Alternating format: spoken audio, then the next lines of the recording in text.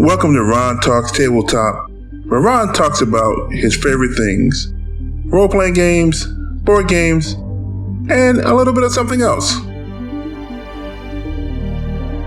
So sit back, relax, and listen.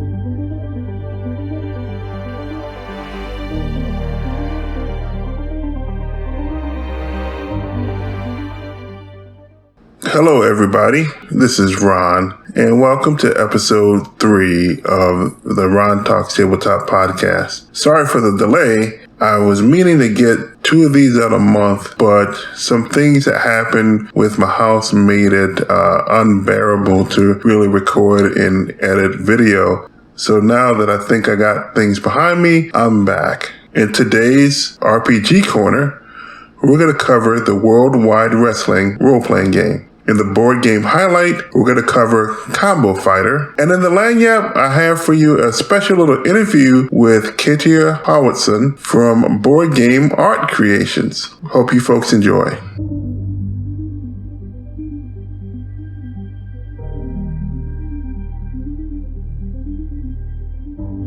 RPG Corner.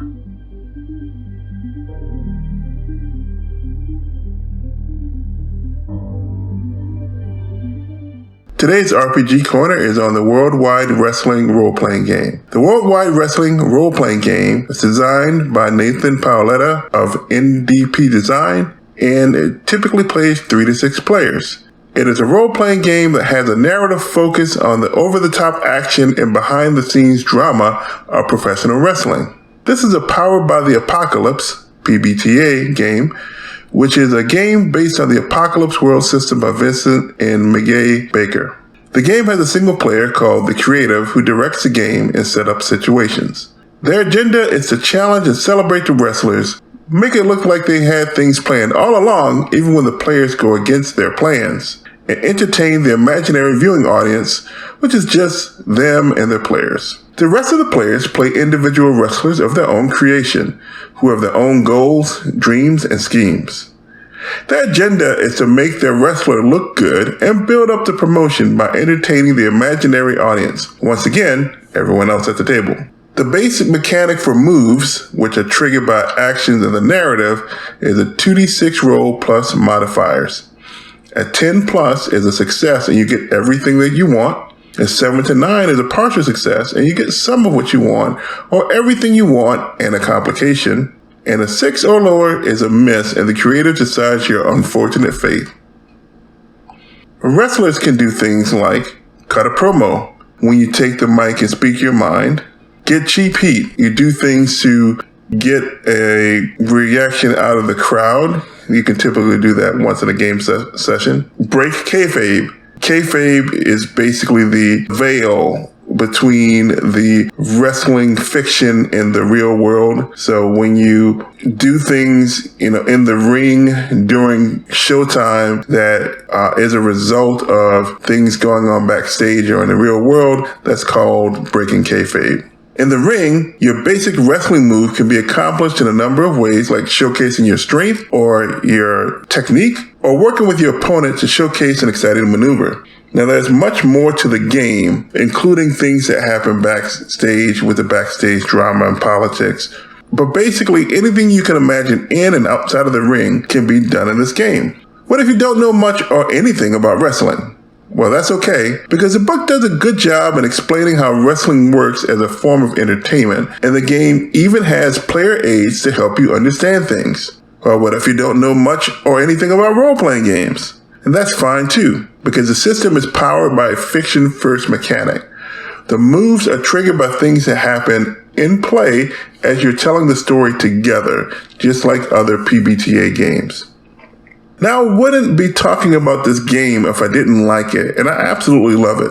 This is the second edition of the game. I have the first edition of the game, and I played it a few times as a wrestler, not as a creative. And I really loved it. My experience with wrestling is that I watched wrestling as a kid, and then once again in the 90s and early 2000s when I lived with one of my best friends, and the guy is a wrestling fanatic. So he watched Monday Night Raw and SmackDown, and I couldn't help but watch because I lived there. I enjoyed it too, but I would consider myself a casual fan or observer of the entertainment medium. But, I knew enough that I understood the basics going in. But you really don't have to understand the basics of this game. You really don't have to know the basics to get into this game. It's a whole lot of fun. So that's why I wanted to talk about it, and I really wanted to highlight it because this is a game that I don't think a lot of people know about, and I really wanted for people to know that there's a game like this out there. Particularly if you love wrestling, this game is totally for you. Even if you aren't into wrestling or just a casual fan, I highly recommend this game too. And that is the Worldwide Wrestling role-playing game.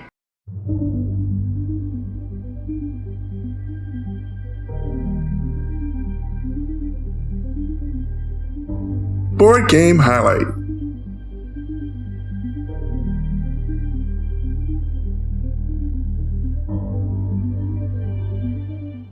Today's board game highlight is Combo Fighter. It's a game designed by Asger Johansson and published by Colossal Games.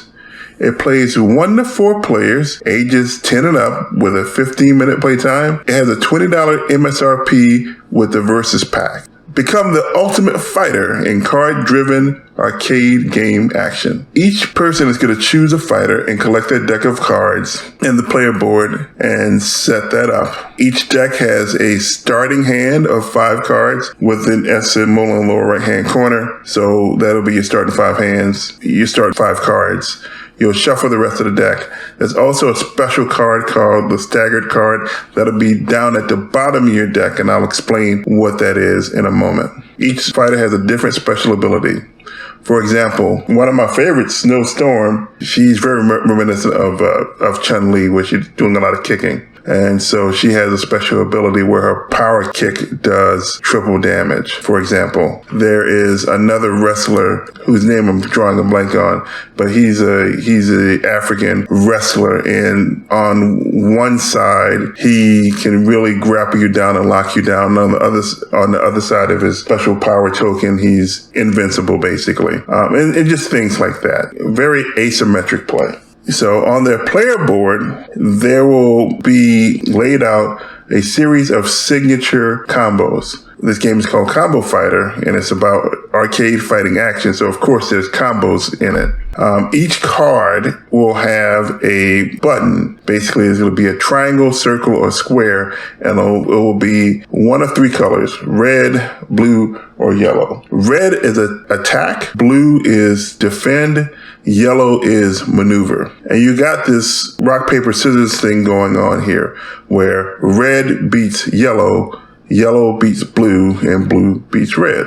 In a typical turn, you will choose one of the cards in your hand and place it face down. You and your opponent then will reveal your card at the same time and compare the colors. Now, 2 blue cards will tie and bounce off each other. Yellows will also tie and bounce off each other unless one yellow has a star, then that yellow star wins. For red cards, you check the initiative number, which is in the upper left-hand corner. A higher number wins. For ties with red cards, both fighters do their damage.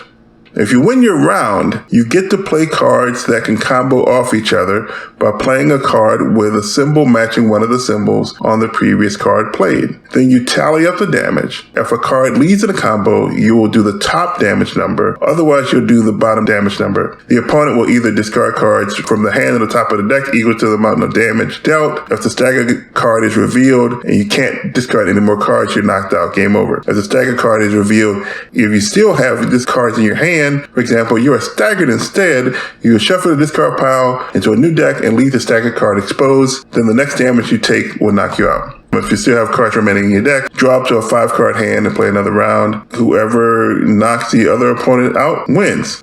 Now, there are other modes of play, including Tag Team, Royal Rumble, and Free For All. But this is a fast-paced and accessible game. I love this game. I've played a whole lot of it. I've played a lot of it with my wife, played a lot of it with some friends. I've played a lot of one-on-one, and also just like the Royal Rumble, where you basically play round robin in elimination. I've played, I want to say, all of the heroes, all of the fighters now. I was a big Street Fighter 2 and Tekken fan, and a little bit of a Mortal Kombat fan. It's been a long time since I've actually played a fighting game like that, but this game hit me right in the nostalgia, and I love this game very much. This is a game that I think is pretty accessible. I think that kids can play it, and it's a lot of fun.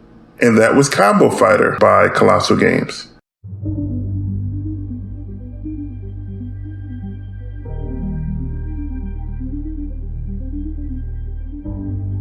Lagniappe.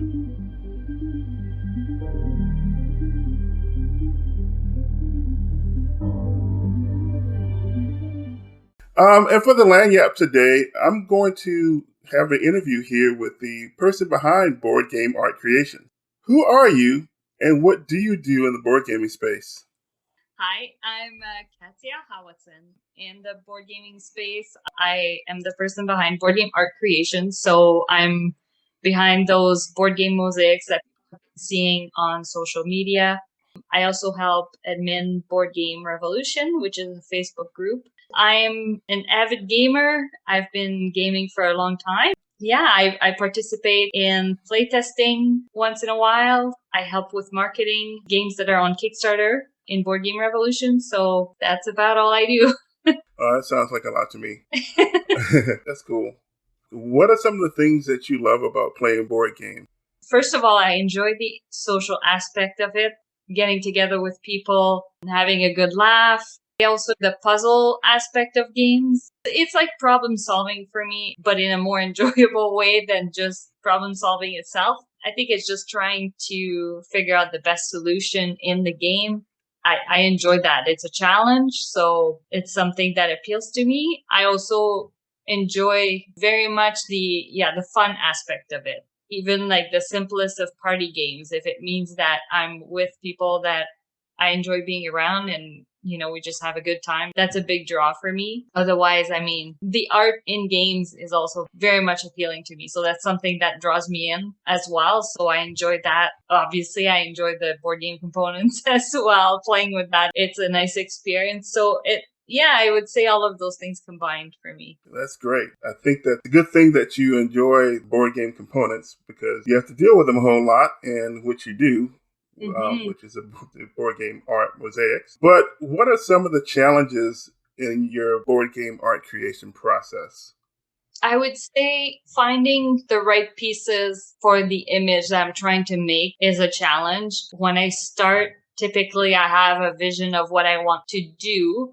Or if I'm doing like a logo mosaic, then I have the logo on my laptop so that I know what it looks like and I can try and replicate it the best I can. But going through my spare components and going through my games and trying to find the best components, the best shade of color that will be exactly what I need, it's a challenge because I end up digging through a lot of boxes, a lot of games. I make a mess doing so.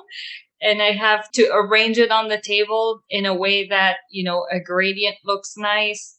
Is challenging sometimes because the colors aren't necessarily as obvious as they seem. Like when I think back at the Elf Creek Games logo that I made, they have a gradient that goes from like a blue to an orange, and that in between was so hard to get right. And finally I went with like wood pieces like that are like, just like a wood color because I needed to hit that shade, and that's challenging to me, but it's also the fun part is, again, it feels like a puzzle. It's almost like trying to figure out the best way to do it. And I really enjoy that, but it's difficult. I find that also like the way that my station is set up, because I'm not very tall, I end up having to reach pretty far onto my table. There are some times where I'll start a piece, and as it grows, I run out of space. So I have to move things onto my table. And usually I'm filming a time lapse. So then it ends up moving on the time lapse. So it's not ideal, but that's definitely a challenge. And the fact that I'm not very tall, when I'm looking at the art piece as I'm making it, I'm seeing it from a certain angle,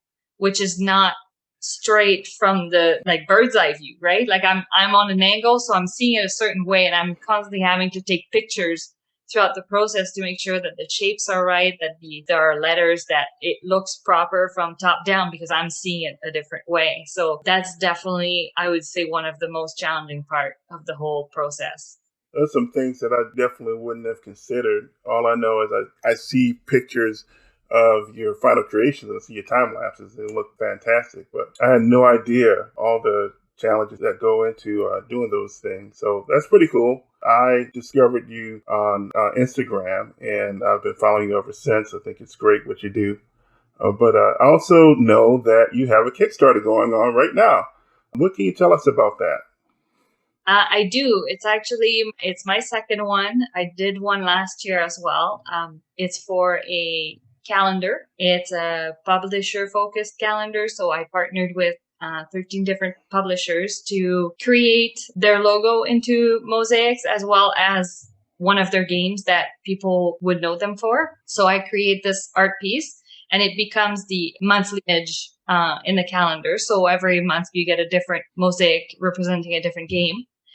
And in the calendar, there's also a place to write down your monthly, like the games you played that month.